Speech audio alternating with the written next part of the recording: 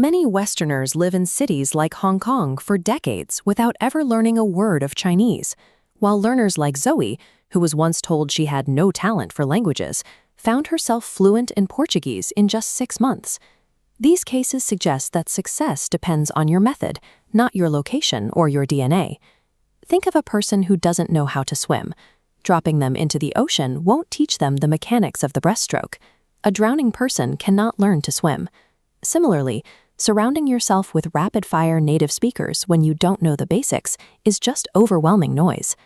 To achieve fluency in 6 months, we will translate cognitive principles into a concrete roadmap. To start, you must choose your target language and prepare to face constant confusion.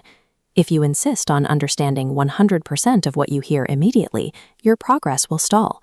You must be comfortable with only catching bits and pieces. Relaxing into that unknown is the first psychological requirement for rapid acquisition.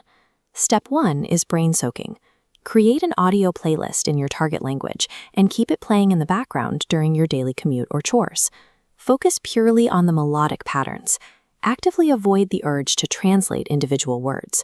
Instead, listen for repeating rhythms and watch for body language to provide the missing context. This phase is about your ears. Your brain naturally filters out unfamiliar foreign frequencies. Constant exposure forces your auditory system to physiologically recognize these new sounds, making future comprehension possible. Step 2 focuses on the high-frequency toolbox.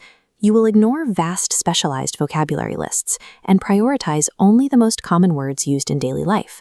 This chart represents the vocabulary of daily life. In English, just 1,000 words account for 85% of daily communication. Focusing on this narrow core allows you to speak the language much sooner than traditional study methods suggest. In Week 1, learn your tool phrases. Focus exclusively on questions like, "How do you say that?"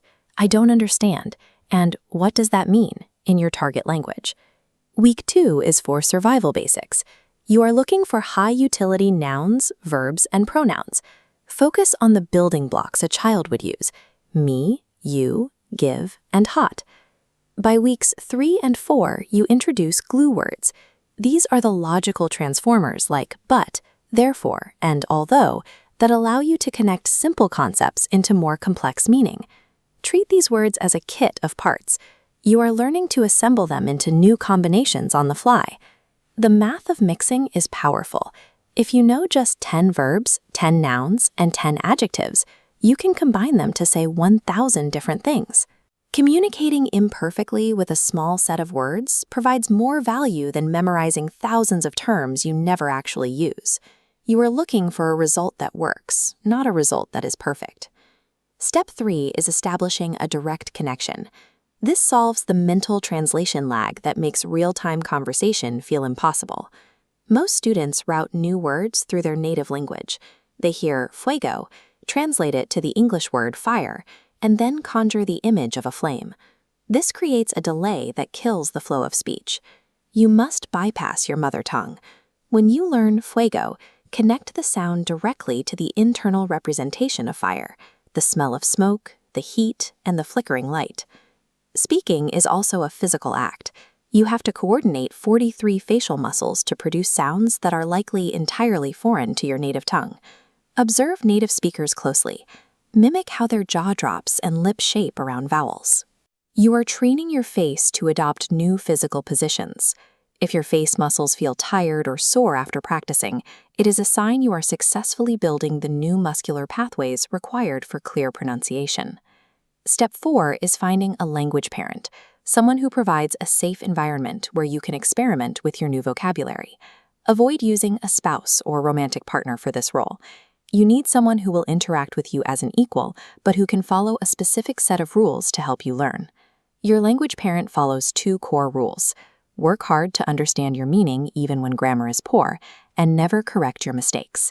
They repeat back their understanding using their own words, and must limit their vocabulary to words they know you already understand. This relationship creates the same psychological safety we had as children. It allows you to focus on the message rather than the mechanics, which is how the brain actually acquires a language. This is your roadmap. Commit to daily brain soaking, build your core toolbox, link sounds directly to images, and find a language parent to help you practice safely.